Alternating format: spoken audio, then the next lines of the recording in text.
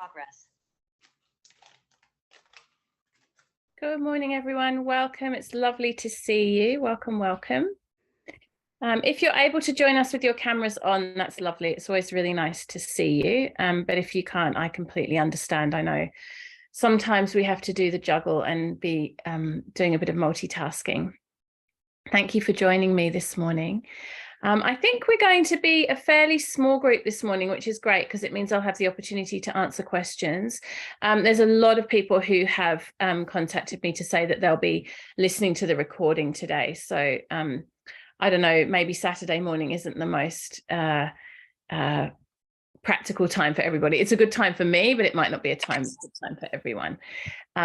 Anyway, let's jump in. I'm really happy to be sharing this topic with you this morning. It's an unusual topic that perhaps you haven't come across before, and it's very much obviously connected to the world of Ayurveda and eating in an Ayurvedic way.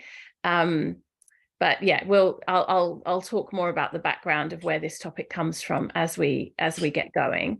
To start with, I would really love to begin with an invocation and an acknowledgement. So I'll just invite you to get yourself settled for just a few quiet reflective moments. Perhaps you might want to sit in a meditation posture. You may just wish to close down your eyes. If your audio is on, I'll just invite you to mute it just so we don't have too much background noise.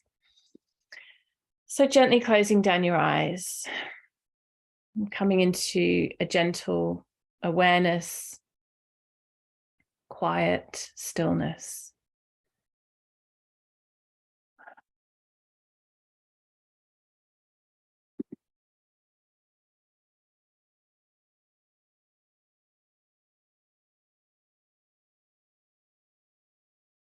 Taking a moment to acknowledge the traditional custodians of the land on which you're sitting.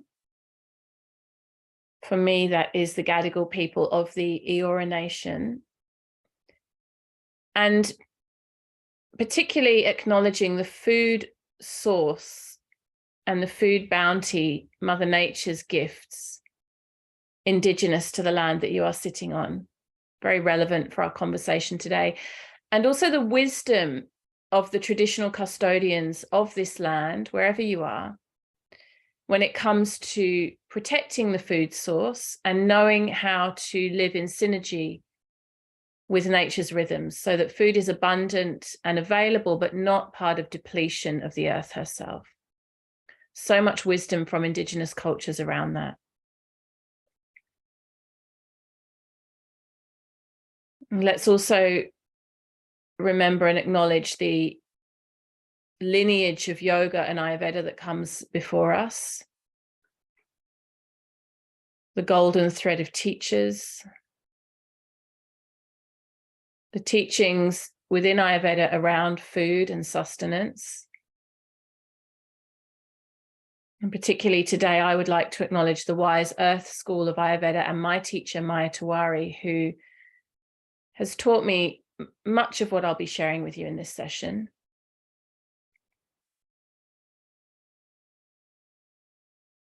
And finally, we acknowledge the wisdom holders from our own personal culture and ancestry.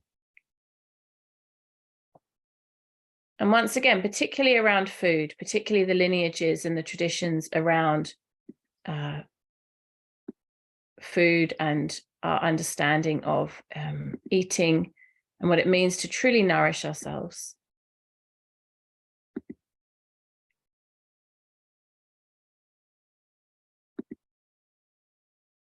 And then as you feel ready, gently opening your eyes. So these three elements of acknowledgement are things, are areas or aspects that I quite often invite us to acknowledge at the beginning of a session, you know, whether it be a yoga class or an Ayurveda session.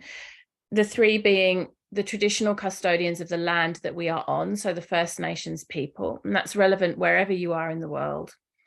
The Ayurvedic and yogic lineage and tradition that we are learning and practicing within, And then finally, our own personal culture and ancestry. And these three elements together are extremely important, particularly when it comes to the food source, the nourishment, the diet, and the sustenance and the memory of the food that we're eating. So as I'm going through the session this morning, I've got a lot of information to share with you.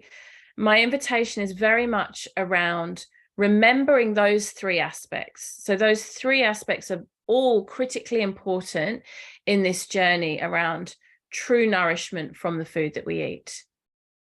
The land itself, particularly if you're growing your own food, and the practices around how the land is being treated. I mean, like, for example, in Australia, we have a problem with the waterways because we have such a large mining culture. And this is impacting the land, which in turn impacts the food sources. So that's one example. And then we could also look in a more positive light at Indigenous practices for land management that really have a positive impact on the way that the food source is consumed and then sustained. Of course, the Ayurvedic tradition, a lot of what I'm going to talk about today is connected to the teachings of Ayurveda. And so that acknowledgement of that tradition and that lineage is important, it's critical.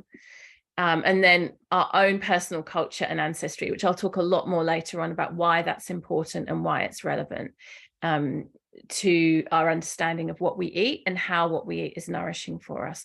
And also how we grew up, like what we were eating as children and what imprints and messaging that created for us, which again is important in this conversation.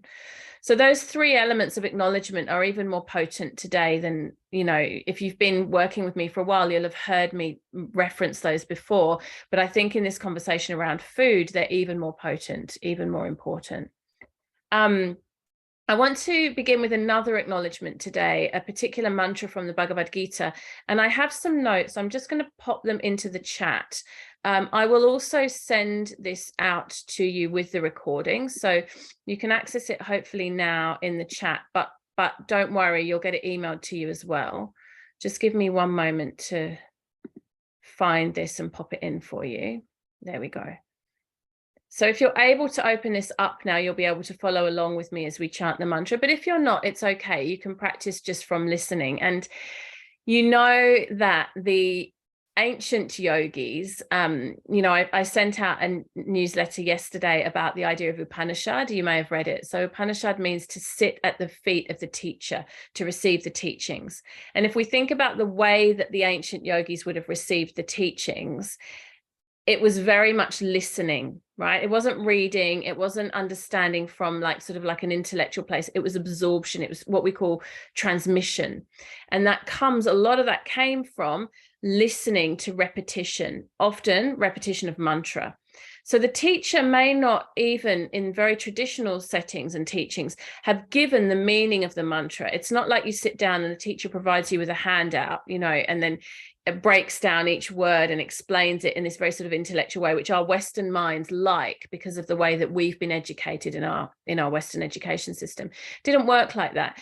You would sit underneath a tree with your teacher and maybe you would recite the same mantra for 40 days over and over again. And you wouldn't necessarily be told what the meaning was of the mantra, but the meaning would come through the vibration and through the practice. And then maybe after this 40 days initiation, this 40 days of practicing the mantra, you might start to have some teaching shared with you from your teacher around what the mantra means, right? But the felt experience, the lived experience, the vibratory experience comes before the intellectual understanding. And we so often do it the other way around. So of course, I'm going to share with you the Sanskrit and I'm going to share with you the translation. But I also want you to know that even if you're not looking at the words, even if you're just kind of humming along or listening to the vibration, that the medicine, the teaching is in there. It's in there in a different way. It's in there on the level of vibration and memory.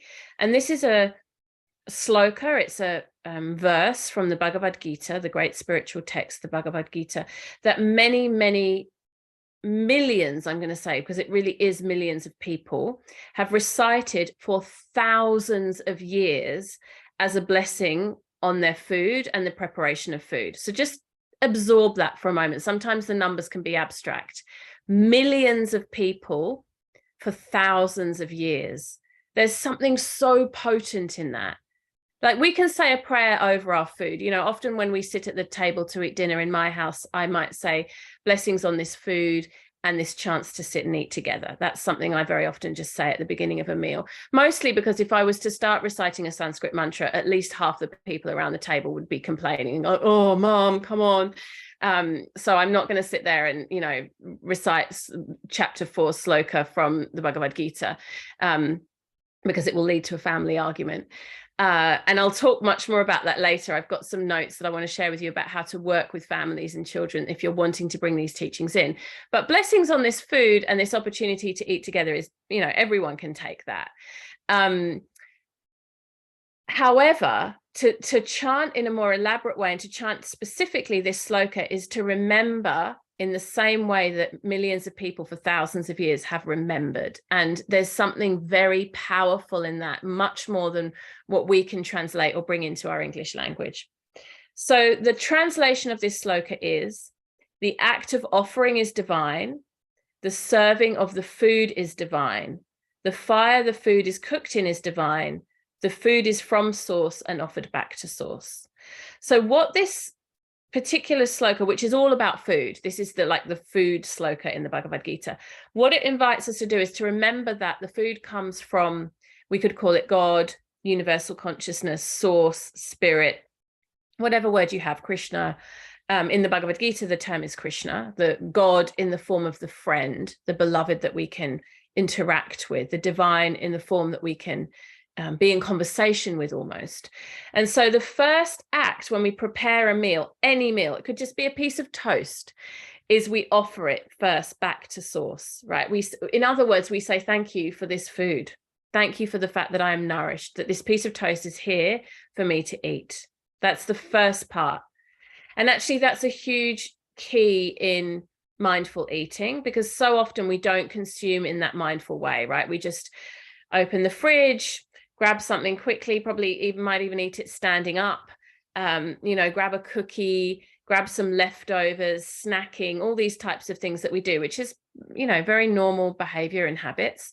But in those moments, we're not pausing to acknowledge the source of the food and to give gratitude. And even in that moment of pause and that moment of the act of offering, the divinity of God, remembering that it comes back to source, we give ourselves that moment of mindfulness that might help us to be a little bit more aware of what we're eating. So that's a really beautiful first step. The serving of the food is divine. So the idea that as we bring our food to the table, that we can do so in a way that acknowledges the beauty of the food, right? So you might use beautiful plates, you might set the table nicely, you might light a candle or put some flowers. There's some effort made in the serving of the food, maybe even arranging it nicely on the plate so it looks appealing and appetizing. This is to acknowledge that the serving of the food is divine, and again adds a layer of mindfulness into the way that we eat. The fire the food is cooked in is divine. So the fact that we have access to cooking materials, utensils, you know, cutlery, crockery, a stovetop, an oven, all of this is to be acknowledged in gratitude. Of course, traditionally in Vedic times, it would have literally been an open fire. These days, probably not, but the sentiment is the same. In fact, my teacher, Mother Maya, always used to say it's much better to cook with gas if you can, because there's a flame, which in Ayurveda is important actually in the transformation of food into being cooked. My stovetop is electric, so, you know, we take what we can, but if we can cook on gas or like outside on a naked flame, that's very beautiful. The food is from source, from God, from Krishna, from the divine, from Mother Nature, even the goddess, and returned back to source. So the whole process of growing, cooking, cultivating, eating, and then returning back is done in reverence. It's done in acknowledgement. And if we want to frame that very simply without using lots of overly spiritual concepts, then we can just say gratitude. We eat in gratitude, we cook in gratitude, we set the table in gratitude, and we give thanks for the food that we have available in gratitude. It's very, very simple, very appropriate around this time of year when in America, Thanksgiving is being celebrated. So this is the sloka that we will chant. It also reminds me, and I just wanted to mention this briefly because some of you might be familiar with this, of a beautiful, beautiful practice that's done in Buddhism, which is around, and this is a very ancient practice actually, this comes from Tibetan Buddhism, again, thousands of years old, which is around acknowledging and remembering all of the different people in the chain of production to your food being on your plate or in your mouth. So the people that saved the seeds from last year's harvest, that then planted them in the right time according to the cycles of the moon for this year's crop, that then watered them, fertilized them naturally with compost, nurtured them as baby shoots and little small tiny beginnings of life coming out of the soil, grew them, harvested them, prepared them, perhaps dried them, or in some other way made them ready for food, and then cooked them, and so we have the food to eat. This whole long process, right, that we can acknowledge and give thanks for. Just even a simple cup of tea, someone had to grow the tea leaves right back at the beginning of that chain, right? And so there's a remembering of that. This is a beautiful practice in Buddhism, very similar to the idea that I'm suggesting here from Bhagavad Gita. So I'll chant it once in a full round so you can hear what it sounds like, and then we'll chant it in call and response. We will keep the audio mute. The reason is that Zoom doesn't do very well when everyone jumps in at different times. So if we're chanting together, it will sound very like Zoom gets confused. So my invitation is that you chant out loud if you can, and I'll pause and then you'll repeat back and we'll go like that. Okay. But let me chant one round first so you can hear it. And again, it's in the handout, which I've just popped into the chat, if you do want to follow along with the reading the Sanskrit, but listening is just as good. Brahma panam brahma havihya brahmagnau brahmana hutam brahmaivatena gantavyam brahma karma samadhina. That's one round. Let me do it one more time. Brahma panam brahma havihya brahmagnau brahmana hutam brahmaivatena gantavyam brahma karma samadhina. That's the whole sloka. So let's chant it in call and response. I'll chant and you'll repeat back. Brahma panam brahma havihya brahmagnau brahmana hutam. Beautiful. Brahmaivatena gantavyam brahma karma samadhina. Good. That's one round. The act of offering is divine. The serving of the food is divine. The fire the food is cooked in is divine. The food is from source and offered back to source. One more time in call and response. Brahma panam brahma havihya brahmagnau brahmana hutam brahmaivatena gantavyam brahma karma samadhina. Beautiful. One last time, just listening. Brahma panam brahma havihya brahmagnau brahmana hutam brahmaivatena gantavyam brahma karma samadhina. Hari Om. So now we can properly begin. We've set the stage. We've created the sacred space. I love to chant this mantra. It always reminds me so much of my teacher, Maya Tawari, or Mother Maya. I spent some time, quite a lot of time, in her ashram in America, learning all of these different food protocols, and so many of the things that I share with you in the Ayurveda Goddess program, and my other programs.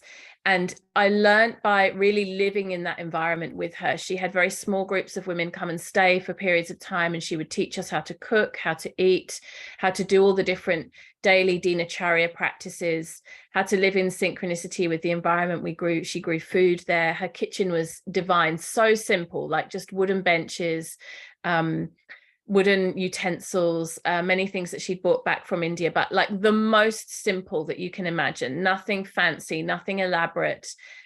She would place a big cloth on the floor, a beautiful big Indian design cloth, and we would sit and we would do things like, you know, with the pestles and mortars, grind the spices or make the dough, all on the floor, which is a very important part of the way that she taught, that we would stay, you know, young and limber, and our bodies would stay vibrant if we worked on the floor rather than on bench tops.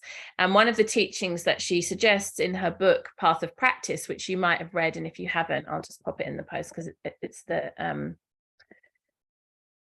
best book in the world on Ayurveda, in my opinion. Such a good introduction. So in the Path of Practice, she recommends you can get like a large cloth, and it should be, or could be, reminiscent of your own ancestry. So for me, it might be like a beautiful embroidered tablecloth from my grandmother or my great grandmother, or, you know, if you come from an African culture, it might be an African print, Indian culture, Indian print, but something that reminds you of the culture that you come from, and place that on the floor and work on that.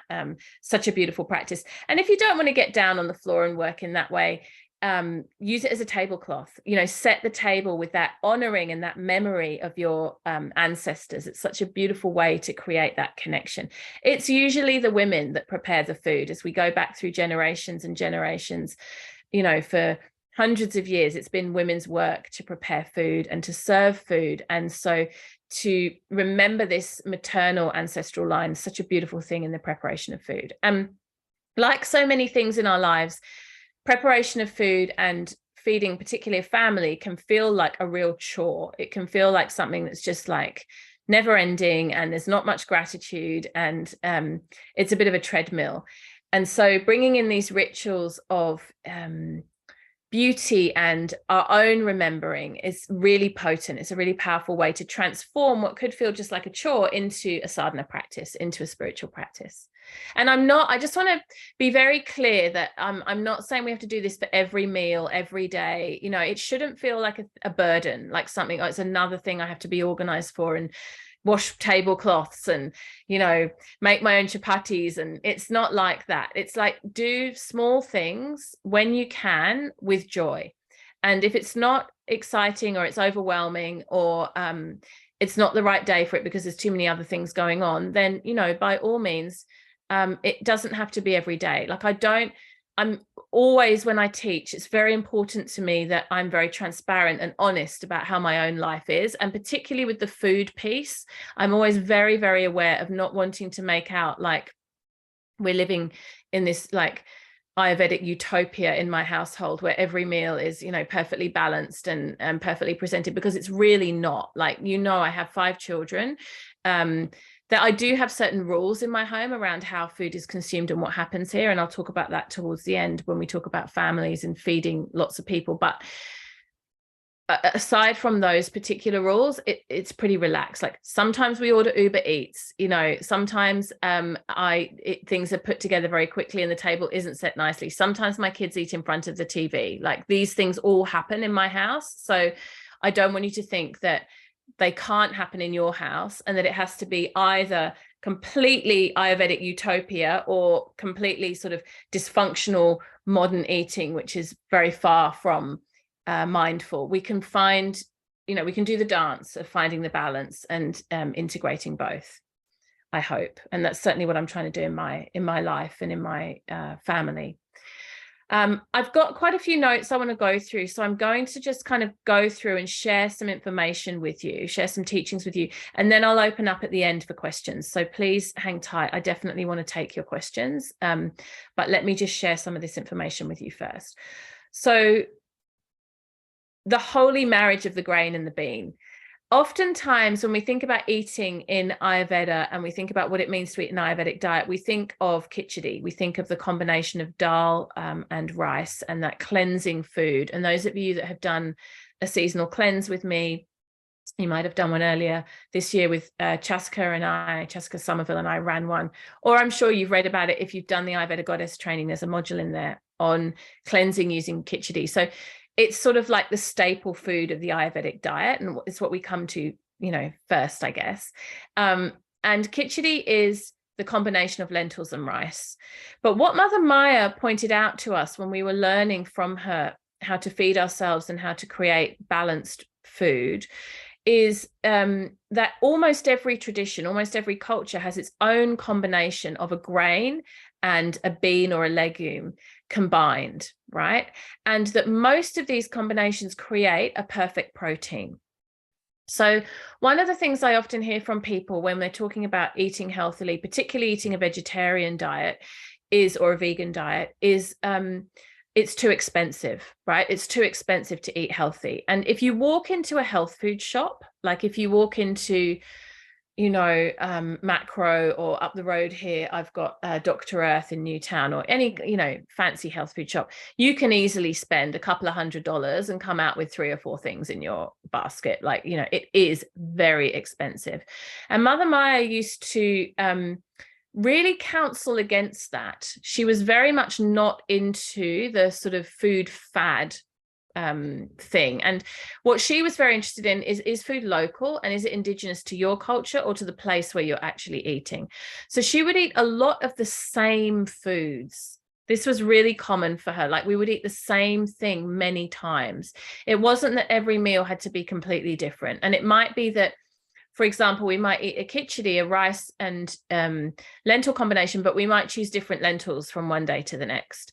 Or we might choose different vegetables to add in, or different spices. So the variety was subtle. Like, there was a lot of repetition with only very subtle variety.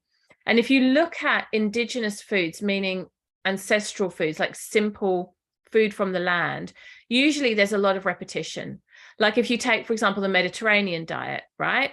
There's lots of repetition of particular types of grains, particular types of beans, olive oil, olives in all their combination, and tomatoes, right? It's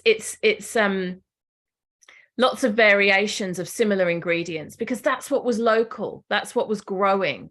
Similarly in India, the same spices, the same pulses, the same grains dressed up in different varieties, right? So what Mother Maya taught us was to appreciate subtle and small differences rather than to always be looking for something wildly different. So it might be that you really notice, one day I have my khichdi with bok choy and broccoli greens, and then the next day I have it with like a tomato salsa and eggplant, like an eggplant curry kind of thing. And they're like 2 very different meals, but they're still coming from within the same tradition and the same food source that would have come from the same place.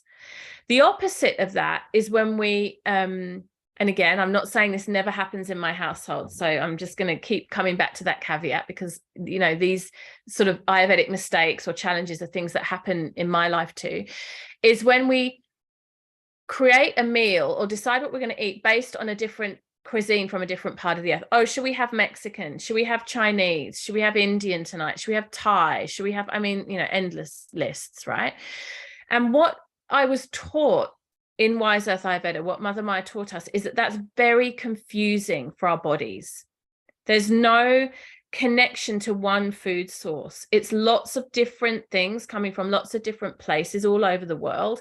And our bodies are not designed for that. Our bodies are actually designed to eat from a place, from a location, and be connected to the earth in that way. So one of the workarounds that she gave for that, one of the things that could invite more balance, is for each meal, to add in one item that you've grown yourself or that has come very locally. So let's say you were going to have Mexican, but you're in Australia, you're nowhere near Mexico, but you're choosing Mexican flavors that night. Maybe you've got some coriander that's growing in your garden. Maybe you've got some tomatoes that are growing in your garden. You can add those in. So even though the flavor profiles and the ancestral lines of the food you're eating are a bit all over the place, which from an Ayurvedic perspective isn't optimum, we're adding in local ingredients that creates what in Ayurveda we call a memory. And the word that we use is ahamkara. You're going to hear me use this word a lot today, ahamkara. It's a specific type of memory, closely linked to, oh no, that came out wrong. Hang on, it autocorrects.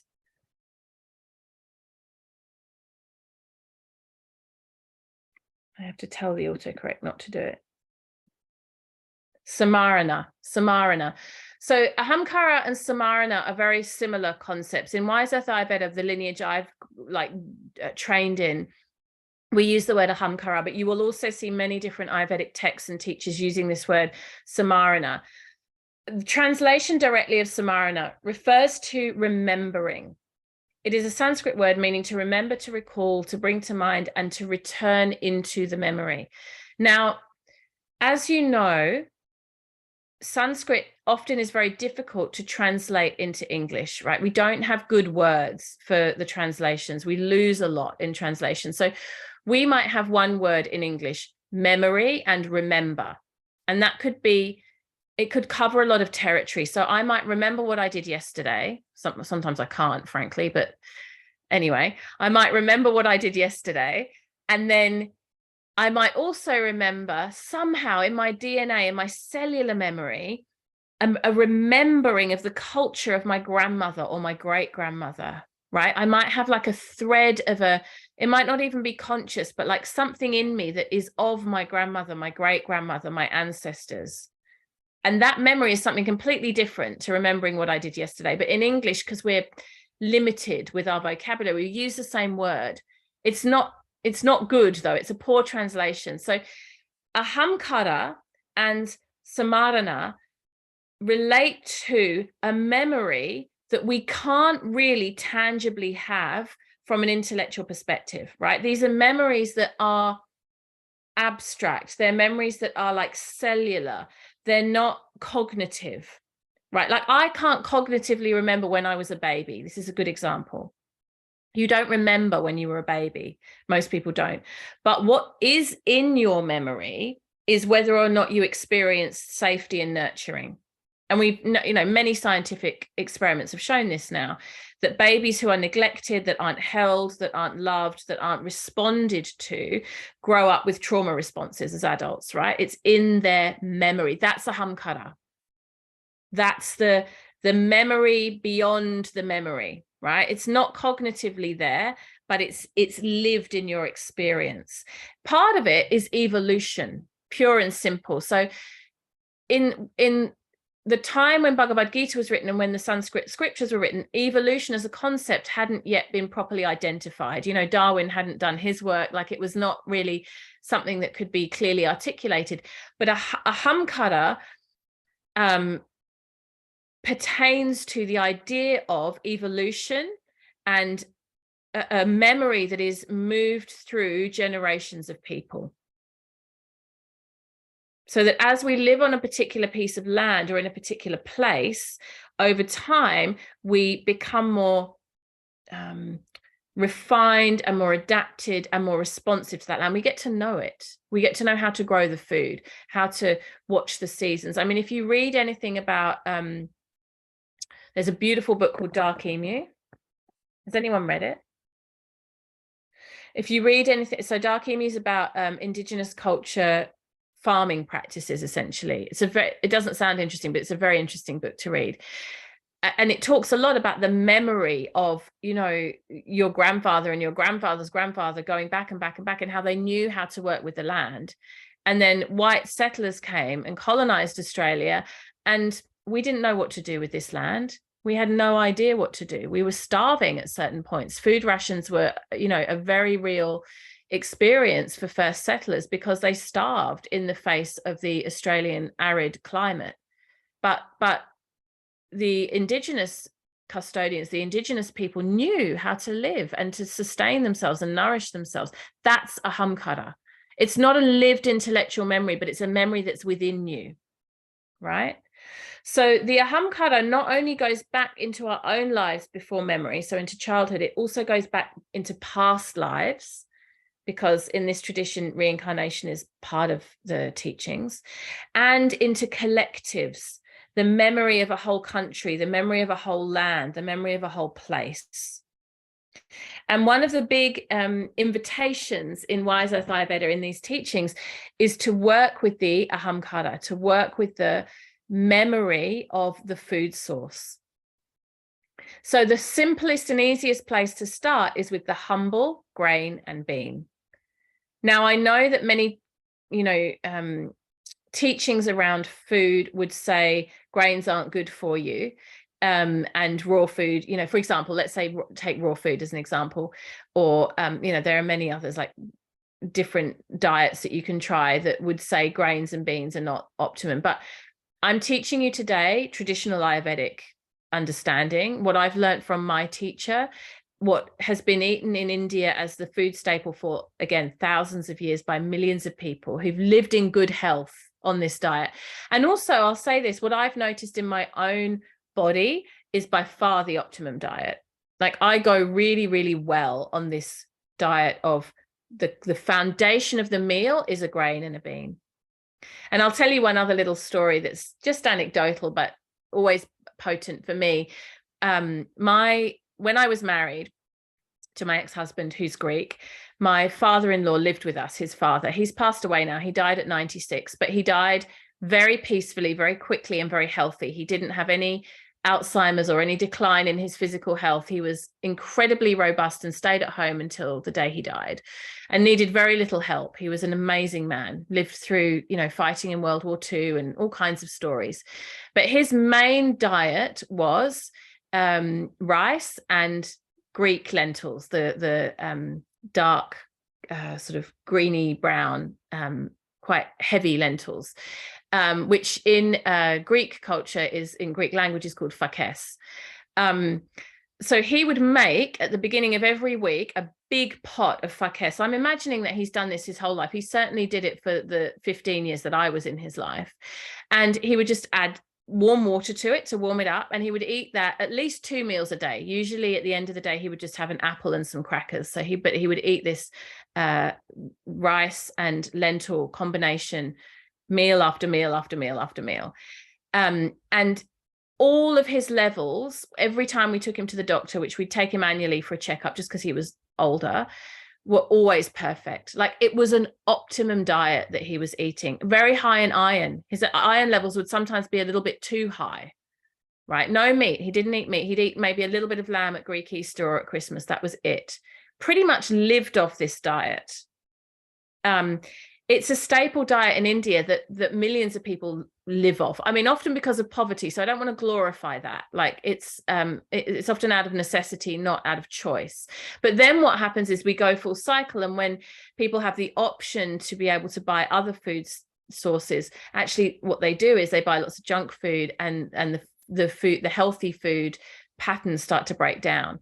So going back to this indigenous way of eating, which often is, by necessity, actually for our bodies, for our health, it can be incredible. It can be, really just so healing.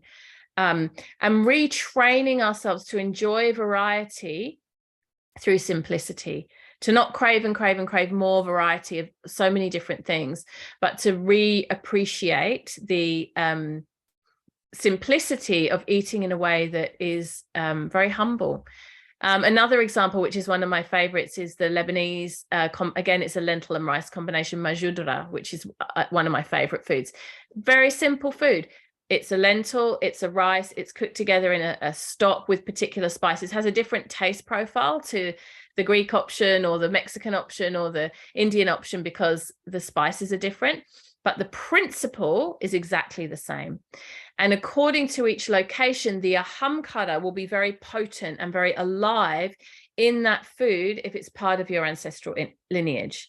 So one of the things I would love to imagine that you would do after today is to go back through your own ancestry and look at what is it that my grandmother, my great-grandmother, my great-great-grandmother was preparing. What food were they making? And to see if you can find a grain and a bean combination that was being used within your culture. Maybe you even remember it from your own childhood. And see if you can fall back in love with that simple food. See if you can prepare it and enjoy it, even if it's just, as an experiment. I've put a note in the notes, you may need to go back a few generations. So for most of us, like I'm 44, if I go back to my childhood, which was in the 80s, it was a lot of frozen food and pre-packaged food. So that I'm not getting a hamkara there. If I go back to my grandmother, she was Austrian on my mother's side, then I'm starting to get some ancestral foods. I remember my grandmother making apple strudel. I remember her making goulash with lots of paprika. So that's definitely, I'm starting to get the more ancestral foods there, although still a lot of convenience foods. And then if I go back another generation, great grandmother and further, then we get right back into the ancestral foods, because the world was a different place then, and we weren't able to access anything from anywhere at the snap of a finger. We might think that it's wonderful that we have access to so much variety, but certainly from the teachings I've received from my teacher, this isn't really a blessing. It's actually a bit of a curse, because it creates so much confusion in our body systems. So you might need to go back a few generations. You might need to ask your grandmother or your mother, or even do some research and look in cooking books and, look through sort of archives on, you can even Google it and look at the ancestral foods of the places that your heritage is from, and see what you can learn about the combination of the grain and the bean. A few things about cooking with grains and beans. One of the things in Ayurveda is it's really important to soak the legumes before you cook them. So you would normally soak for at least 24 hours before you cook. And I often put the rice in as well. You don't have to, but soaking creates a quicker cook, and it also energizes the food. It awakens the ojas in the food, which is like the prana, the life force in the food from soaking. There's a couple of things you can do in the soaking to make it a little bit more easy to digest, because one of the things that people are often concerned about with eating lots of beans is wind and digestion, particularly for Vata people. Usually what will happen is there'll be a process when you first adjust to a bit more of a diet like this, that you might feel that you have more wind in your system, and then it will stabilize. So I will say that it's quite common for people who haven't eaten a lot of fiber or excuse me, a lot of beans. When they start, there'll be more flatulence, and then it will clear. So that might be a transition that you go through. But a couple of things you can do to avoid that: soaking, super important; cooking for long enough; putting a little bit of kombu, which isn't Ayurvedic, but it just is really effective. It's seaweed. You can order it online. A piece of kombu in with the soak. So I've pretty much always in my kitchen, I've got something soaking. My eldest son was complaining about it yesterday. He was like, oh, there's no bench space because my kitchen is tiny. There's always like something soaking. And it's true, because when you have something soaking, you've always got something ready to cook, right? So I put a little piece of kombu, just a small piece, in with the water as it's soaking, and then I take it out before I cook. And that helps to break down the casing on the legume. So like if it's like a bean, especially bigger beans, like a kidney bean or a butter bean, it has, I've forgotten the name now, there's a name for the covering on that. That actually is really hard. That's the part that's hard for us to digest and that gives us wind. So if you soak with the kombu, it helps to start to break that down. Same with nuts. It's a really good idea to soak nuts, and you might have bought or made activated nuts, which is where you soak them first and then dry them out again. Same idea. The reason that casing is there is to deter birds in nature, so that the seeds can then, or the nuts can then actually, fall into the ground and grow into new plants. But it's not the best for our digestion. Another thing that you can do as you cook is you can add a pinch of asafoetida. which doesn't taste the best. It's not my favorite. But when you put a pinch of that in, it gives like a sort of almost oniony, pungent, almost a bit sulfury. Tiny bit of that in the food will also help with breaking down the legumes so that they're much more easy to digest. I'm going to pause and I'm going to invite questions now. I've got quite a few more things I want to share with you, but let's see. Does anyone have any comments or questions so far? You can either pop them in the chat or feel free to unmute yourself and ask away.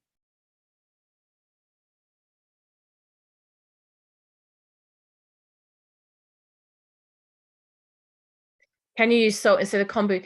You can, Fiona, but it won't have the same. I add a bit of salt too.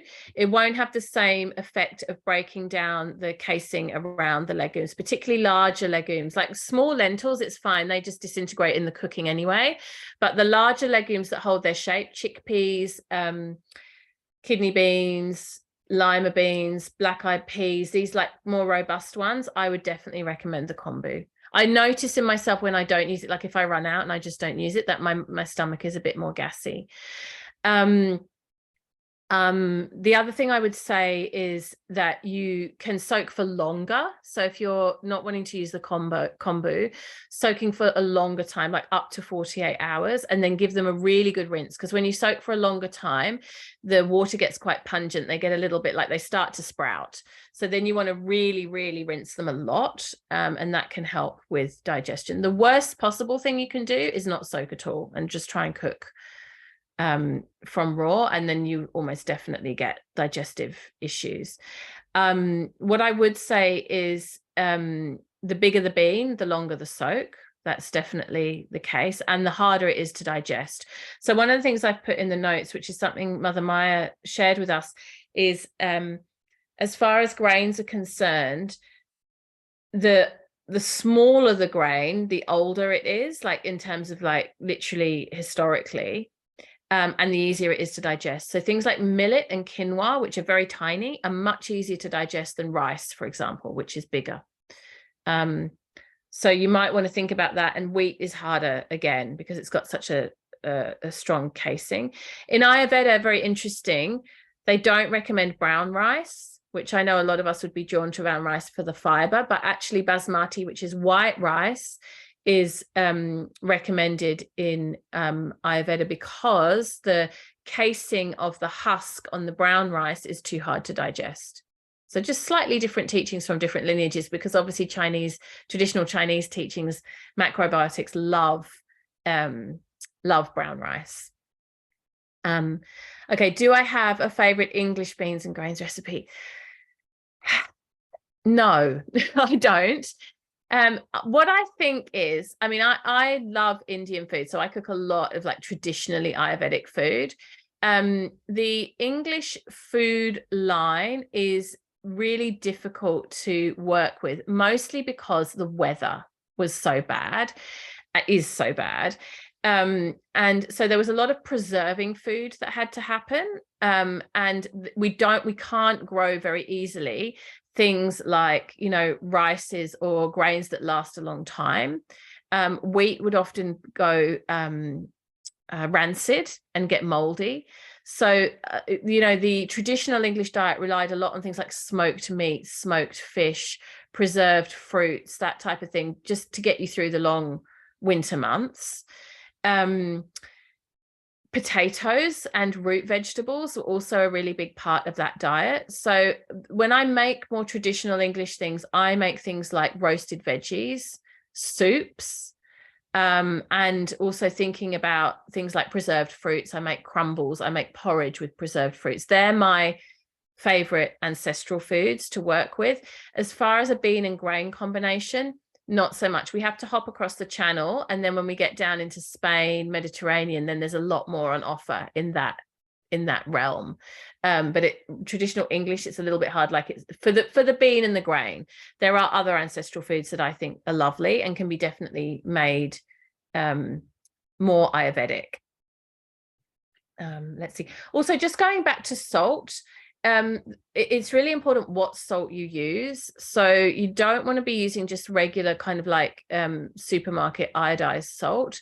The best salt is actually macrobiotic salt, which isn't necessarily Ayurvedic, but it has a lot of minerals in it. And Mother Maya recommended this to us because our soil is so depleted now because of monocrop growth that we don't have a lot of minerals in our vegetables these days. So in older times, you know, going back ancestrally, traditionally, you would crop rotate in order to keep the soil of good quality. So you'd grow one thing one year, the next year you'd grow something else, the next year you'd grow something else. And all of this would help to bring goodness back into the soil. Like, for example, if you grow a crop of beans, it actually nourishes the soil ready for the next crop. Now, what we do these days is we monocrop, meaning we have the same crop on the same piece of land over and over and over again. The soil just gets more and more and more depleted. Soil is like a living entity, right? And as that happens, the food itself has less and less mineral content. So we're very concerned about vitamins often, and we sort of understand how important they are, but many of us don't realize how important minerals are and how much you get from veggies as they've grown, or beans as they've grown in the earth. So Mother Maya's recommendation was to supplement with a salt that actually contains a lot of minerals in it. And macrobiotic salt is the best. What you want it to look like is actually gray and a bit discolored when you get the salt. So it looks a bit like, oh, is it like, it's not black, it's not the sulfur salt, but it just looks a bit gray and kind of unappealing. That's really good quality macrobiotic salt. And that's what I would recommend using. That's what I use in my home. The next best option is the pink Himalayan salt, which is also a great option as well. 50% Irish descent, a lot of potatoes, meatball, veggies. Yeah, grandmother's kitchen. Absolutely, Kat. Yes. So you can work with the same foods, but you can work with them in a way that is more Ayurveda-ified, you know. So the roast veggies, for example, you can use some really nice high quality oil. You can add some spices that you enjoy that give them a little bit more life. Definitely not boiling the veggies, steaming them rather than boiling them. And then, like I said before, you know, adding in things like the beautiful preserved fruits. You can think of traditional recipes too. So like I, for example, make a lot of fruit crumbles, and, you know, traditionally that's made with tons of butter and a lot of sugar, but I do my own modifications of them. It's almost like a sort of porridge muesli fruit crumble combo, which is much more health and Ayurveda friendly. Julie, yes, I soak with the kombu and I take it out for cooking. You can leave the kombu in for cooking, but it gives more of a flavor. It gives that seaweedy, very slightly fishy taste, which personally I don't like. So I choose not to do that. I take it out first. As long as you've soaked it for at least 24 hours, you'll still get the benefit. Oh, I wanted to say one other thing.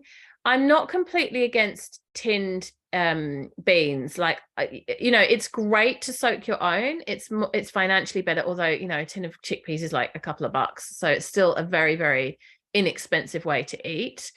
I'm certainly not against using tinned beans and pulses if you don't have time to soak. So again, it's like, we're doing our best, right? If the choice is that you're going to make something yourself and you're going to use a couple of tinned cans of chickpeas, or you're going to go and order pizza, better to use the tinned chickpeas. But if you have the time to soak them, then obviously that's even better again.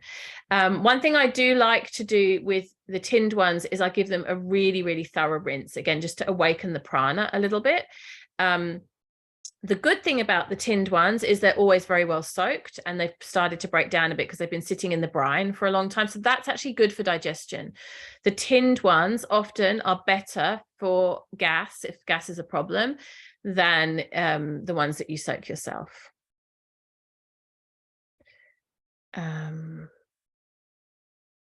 Ekadashi, I'll come back to in a moment.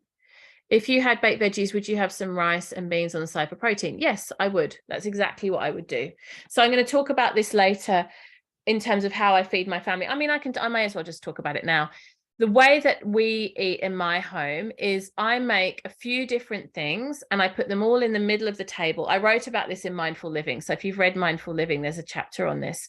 I put them all in the middle of the table and then everyone helps themselves. So I'm feeding a big family and I'm feeding a range of ages. Like my youngest now is 8 months old, but she's just learning food. The proper one he's actually eating is 6.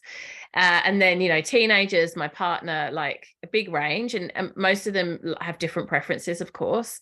So there'll be 3 or 4 items on the table, and then there might be some accompaniments, especially if it's something I know the little kids aren't going to want to eat. Like if it's, let's say, I don't know, a very spicy curry or something like that, I will put on the table like some I might just put some plain rice or some plain like little platters of cut up fruit or cut up veggies or some little cheese squares or something. So I know that they've got the option to take something that they will eat if they won't eat the main thing. And then sometimes a salad. We don't eat that much salad because I'm not a huge fan of raw, but it might be like some roasted veggies or almost always a protein that's plant-based. And then sometimes outside, I don't cook meat in the house, but sometimes outside that the boys will cook some sausages or something like that on the barbecue. So that's my compromise. We're not a completely strictly vegetarian household because there's a lot of people in my home and it was a battle I lost. I tried for many years and I just, now with teenagers, I've given up. But they cook it outside. And there's lots of vegetarian options. So I know that multiple times a week, they eat a completely vegetarian meal and they're very good at eating a wide variety of different foods and veggies. But they do add meat in. And I'm not, it's with some sadness that I say that. I would love to have a strict rule of you can eat what you want outside of the home and inside the home it's only vegetarian. And it was that for a long time, but it just was becoming a source of a lot of arguments. And I choose, and I've spoken about this before, I choose to stay in connection over militant rules, because I think that as a parent, when you start to get very firm with strong rules that everyone's pushing back against, that causes more problems. That's a whole other conversation. But it's an important conversation, I think, because I have other friends who actually really do enforce vegetarianism or even veganism in their homes with teenagers and do it quite successfully. So I admire that, and I'm still exploring why I've kind of let that go in my house and why, you know, the boys have managed to kind of sway me into letting them have meat in the home. So that's the way that we eat. And what that has taught my children is a couple of things. First of all, that they have choices around what they eat. So it's not like you just get given a plate of food and you have to eat it. Second of all, that they have choices about how much they eat. So they can have seconds or they can serve a small quantity if they're not feeling hungry. And that seems to have worked really well. I would say one of the definite wins I've had, or one of the things that I see being very successful in my home, is self-regulation around quantity for the kids, because they've had the option to serve themselves. There's something very important about that autonomy, rather than just someone filling up your plate and then you have to finish. I do try to enforce if you put it on your plate, you eat it rule, although I'm pretty relaxed. Like I you know, sometimes we don't, but mostly it's like you can't just load your plate up and then it ends up in the bin. We don't do that. And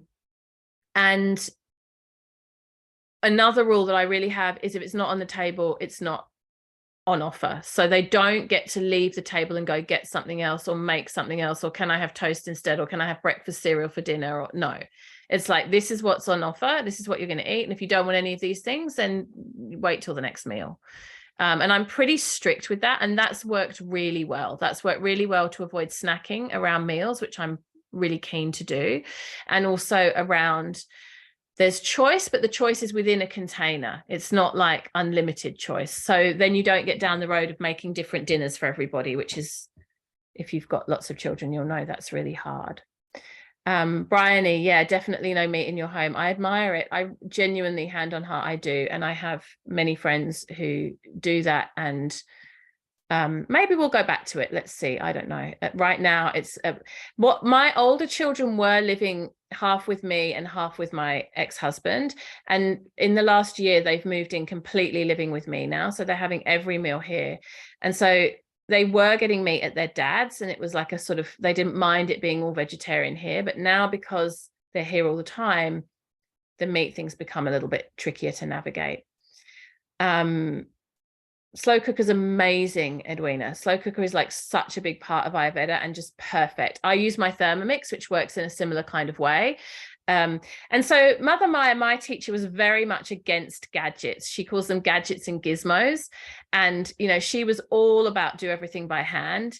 But she's a Vedic nun who only has to cook for herself. So, and has like all day to do it. So she also accepts and totally understands and has been very okay with me utilizing other things. She spent a lot of time recently. Now she's retired, so she hasn't been around for the last few years, and obviously COVID happened too. But prior to that, she spent quite a lot of time in my family home with me and my children, cooking with us and, you know, staying with us and helping me feed them in an Ayurvedic way. And she was never into any of the modern accessories, but then she would always sort of like willingly turn a blind eye, let's say, because sometimes it's a necessity. So slow cooker is brilliant. Also really good for, again, breaking down the beans so they're like really nice and soft, which is really good. And Thermomix, I love my Thermomix. Coconut yogurt instead of the dairy products.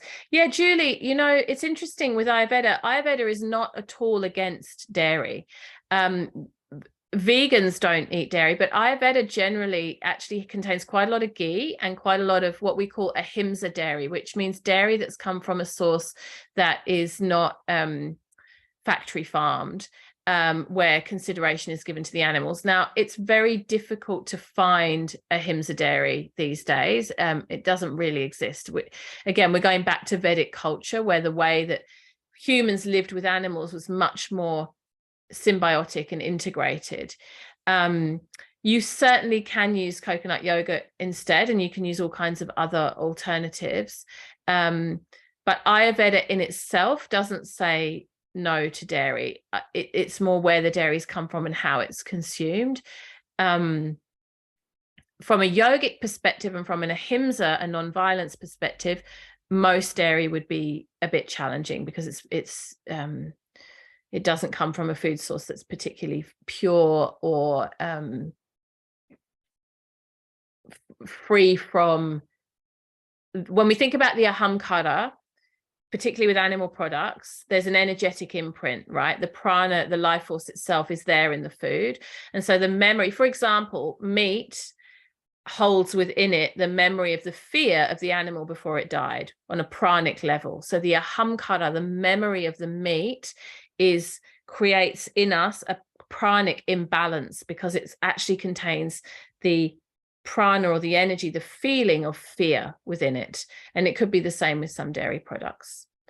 Leading by example is really powerful, which Bryony I do. I obviously don't eat meat, and so they know that that's very much part of their lives.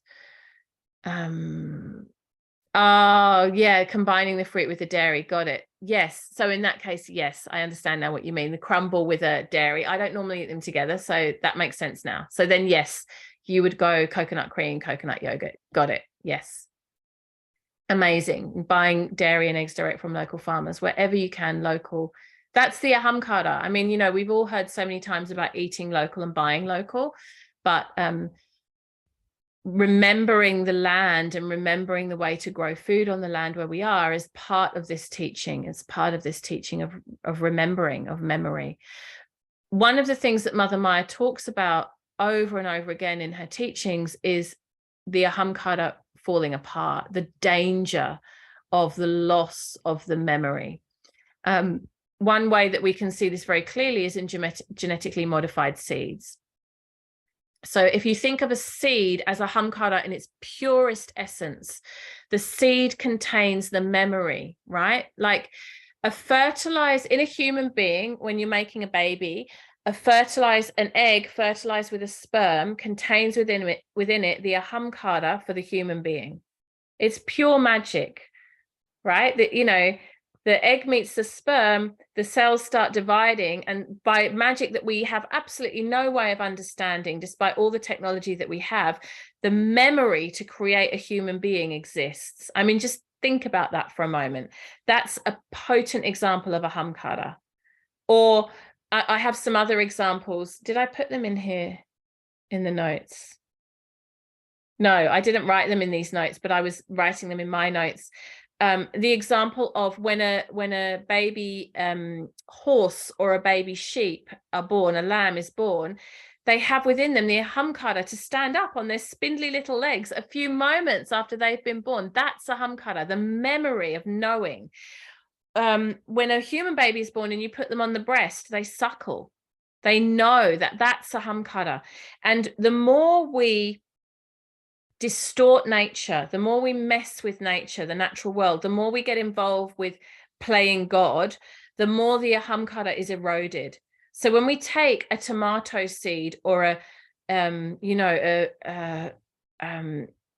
orange pip and we modify it to make a better tomato or a better orange, what we're actually doing is we're messing with the Ahamkara, the memory. And Mother Maya's suggestion was that the more we do this, the Ahamkara is being lost, and we're slowly getting into a more and more dysfunctional, more and more toxic place. And she actually explained this as one of the reasons why we don't always crave what's healthy for us. Right? We've moved, when the Ahamkara isn't robust, when it's not strong, then we start to crave junk food, or we start to crave sugar, or we start to crave coffee or alcohol, because the memory of what we need to bring us into balance is eroded. It's getting muddied. And so part of our practice in Ayurveda, part of this beautiful practice of the grain and the bean and the very simple living, is to reawaken the Ahamkara. And nature wants to come back to balance. It always wants to come back to homeostasis. And so if we give it a chance, that rebalancing will happen, and we'll actually start to crave healthier, better ways of eating. And the same thing can happen with children. I notice this with my children all the time. If I take my eye off the ball for a bit and they're having a lot more sugar and more junk food than I would like, and it slowly creeps up, which it does, that's just how it works, particularly with the sugar, then every so often I'll be like, okay, we're doing a reset, like we're going to really pull back on the sugar, right? And I'll explicitly say that to them. And I'll notice that for the first day, 2 days, there's lots of craving. They're asking me, can I have this? Can I have that? And it's all sweet stuff. And then it resets, and they actually start wanting more healthy things. They'll eat an entire snack plate of veggies. They'll eat, the beans and the rice and all of those things that they were put off with before because they were craving the sugar hit, because the Ahamkara was eroded, right? So it's almost like pressing a reset button. We come back to this memory of what our bodies actually need. And it's the same with quantity. We might overeat at certain times, maybe emotional eating. And then when we reset that, the memory of the Ahamkara comes back in, and we no longer crave to overeat because the body comes back into balance. The trouble is, and it's hard, it's really hard, all of this is counterculture. All of this goes against the culture that we live in, because the culture that we live in is not designed to maintain Ahamkara. It's actually very sad to say, but true, that the culture that we live in at this particular time, the Ahamkara is eroding and dying.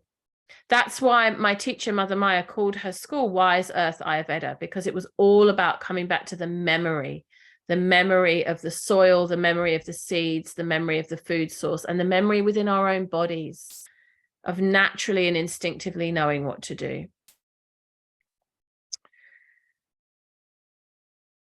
Let me just have a look at the question.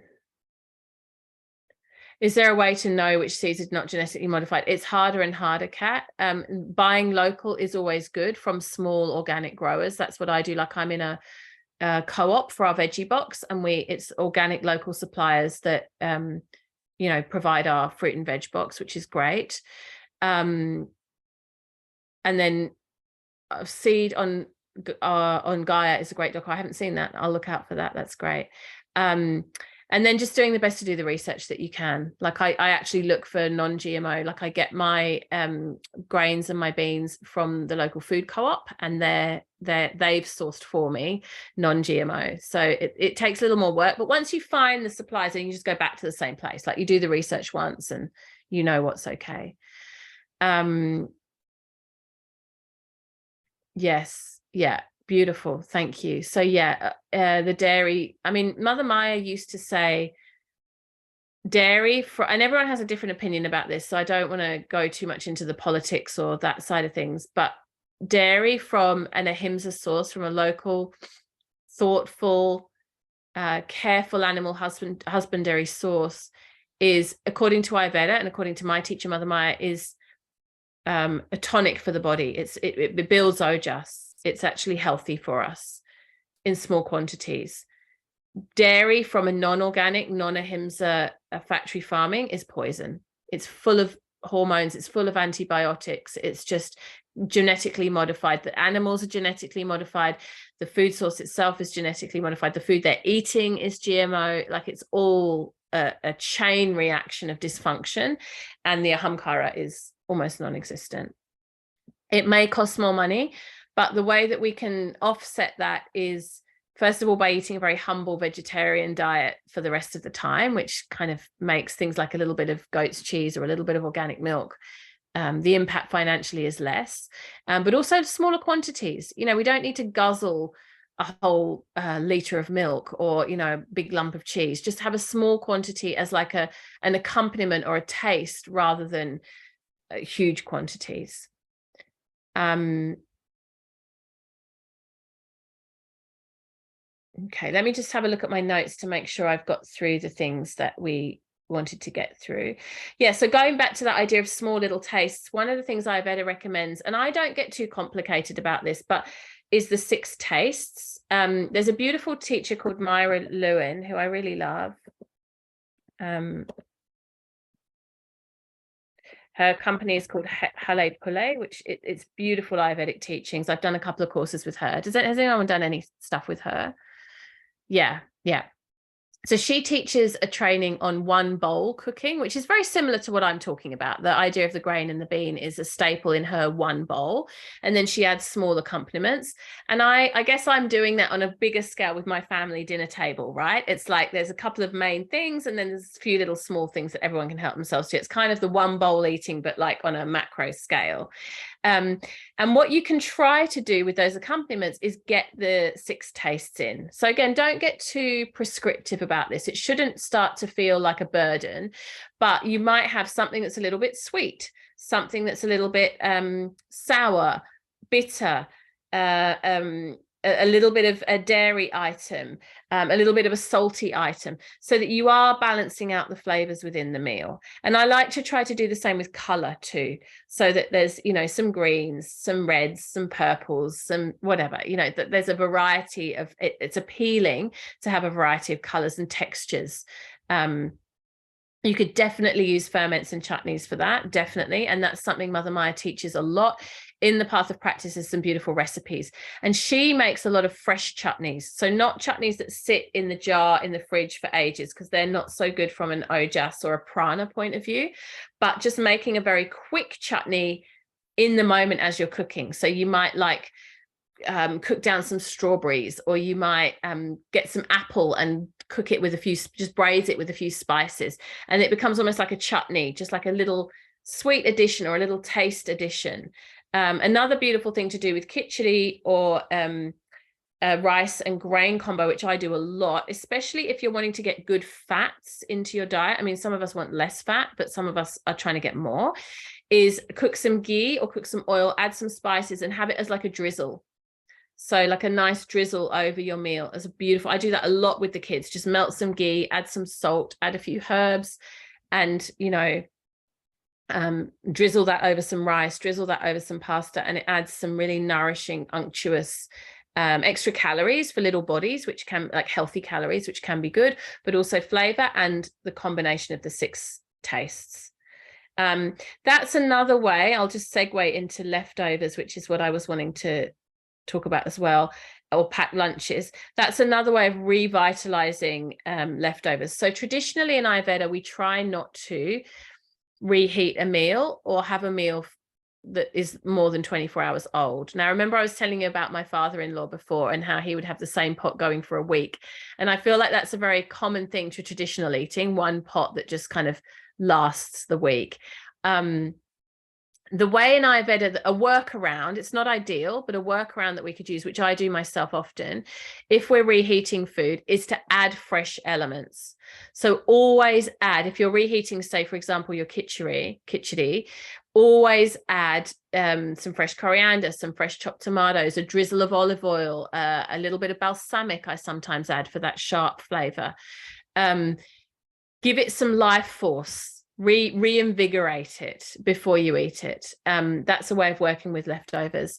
And then another thing is always the question that comes up around packed lunches. Because Ayurveda loves warmth. It loves food that's warm rather than lots of cold things. So a great workaround for that, which I do with my kids a lot, and they just are in the habit of and really like, is using thermos.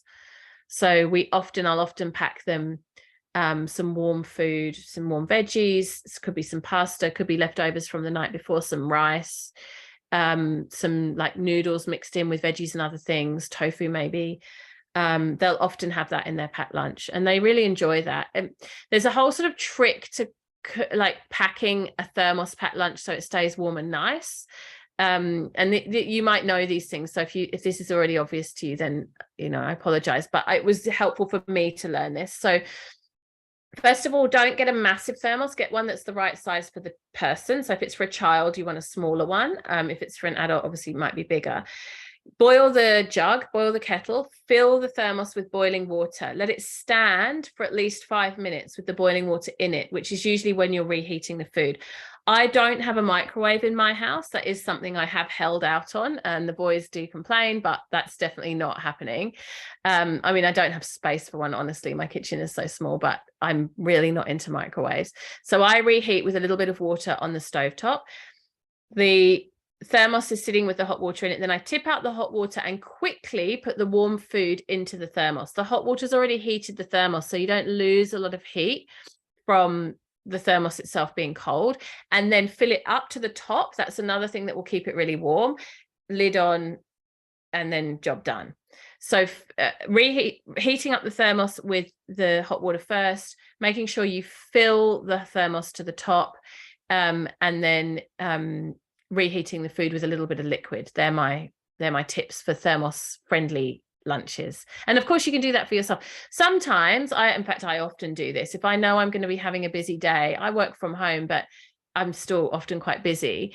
When I make the kids thermoses for their lunch boxes, I'll make one for myself as well. And that way I know that I've got my lunch ready and warm. And I might even make myself like a nice turmeric latte or a chai, and I put it in a thermos at the same time. So when I'm busy during the day and I can't be bothered to cook and make more washing up and all that stuff, because they're the deterrents, right? It's like, oh, I can't be bothered to wash up. I can't be bothered to make everything dirty. I'll just grab something from the fridge quickly, right? If I've made it for myself in a thermos first, and I've got a nice chai and I've got a nice, whatever soup or whatever I've made and it's in the thermos, then I know I'm going to eat it. And then I feel bad if I don't. So it sort of like really encourages me to have good habits. Yeah, beautiful. Yeah, the thermos thing works so well. And then doing it for yourself too, because it's always us last, right? Everyone else first and then us last. Okay, I think I got through. Oh, one last thing I didn't mention, which is Anjali, which is the hands. Anjali is the Sanskrit word for hands. In Ayurveda, particularly Wise Earth Ayurveda, there's a big emphasis on using your hands to have a textural experience of the food. So one of the things that Maya taught us to do as much as possible is not use utensils and not become overly sanitized around the way that we cook. She would have us wash the grains, wash the rice with our hands, feel through it with our fingertips, knead the bread, grind the spices, like a lot of manual work. And part of the manual element was to engage with the food, to like really feel into the textures, the smells. Like the journey of eating happens even just as you're starting to work with the food with your hand. They say in Ayurveda that you should eat the proportion that you should eat is 2 anjali together. So your hands like this together, that should be a meal. Which I think is a beautiful way of thinking about it, and helpful with young children to think about how much they should be eating. Like when I look at my little baby's hands, I think, okay, she actually only needs really tiny quantities right now because she's still got a tiny tummy. So that's a beautiful, very traditional old Ayurvedic teaching around quantity, is eat that much. And also don't combine drinking a lot of liquid with eating. So you drink your water and your liquids separately to eating a meal, so that you don't dilute too much the digestive enzymes and fill up your stomach with liquid. I do want to answer the question about Ekadashi. So Ekadashi is actually a Hindu practice. The Hare Krishna's practices it, and many other different subgroups of Hinduism, and it's around fasting. So Ekadashi practice is done according to the cycles of the moon, and you can get yourself an Ekadashi calendar, you can Google it.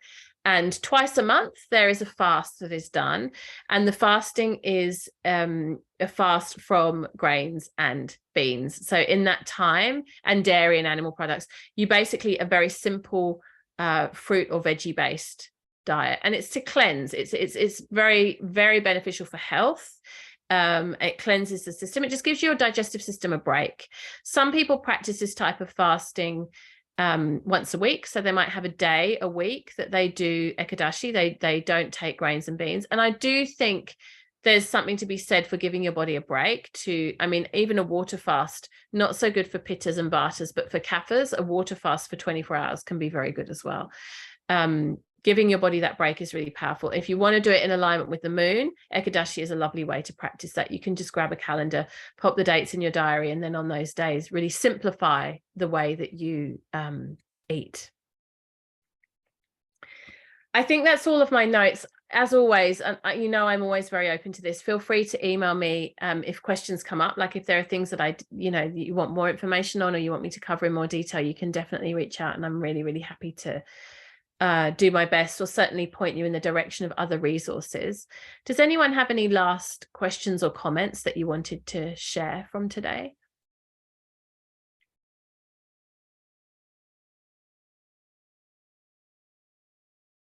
I hope it's inspired you. I hope it's given you a few little things that you can integrate.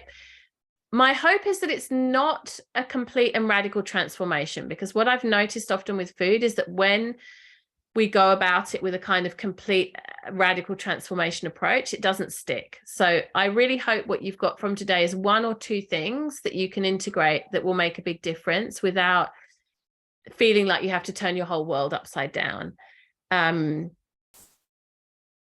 You know what? I'm not the world's most exciting cook, so I will not be writing a cookbook. Thank you, Edwina. My cooking is simple. I can cook and I enjoy cooking, but I'm not like creative and inventive. I really enjoy just very simple and quite repetitive things. But as far as cookbooks go, I think most of you know, the ones I really recommend are Everyday Ayurveda Cookbook, which I love, by Kate O'Donnell. It's absolutely brilliant. I come back to that one again and again. Path of Practice has some lovely recipes in it too. And then, of course, Divya Alta. If you're interested in all of this food world in Ayurveda, Divya's just released some masterclasses, which are fantastic as well. And they're not expensive. Online cooking classes for Ayurvedic food. And they're really good. So I definitely recommend those. All right. Thank you so much for joining me today. I really, really appreciate it. It's really just my pleasure and honor to be here and share these teachings with you. Let's just close with a short closing chant. So just gently closing down your eyes.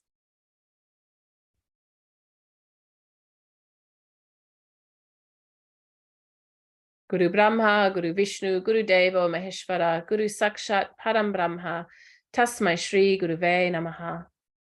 I bow down in reverence to all my teachers, that teacher which is this life I have been given and continue to lead, that teacher which is all hardship and difficulty on my path, that teacher who is nearby, and that teacher who is beyond all this, loving and supreme.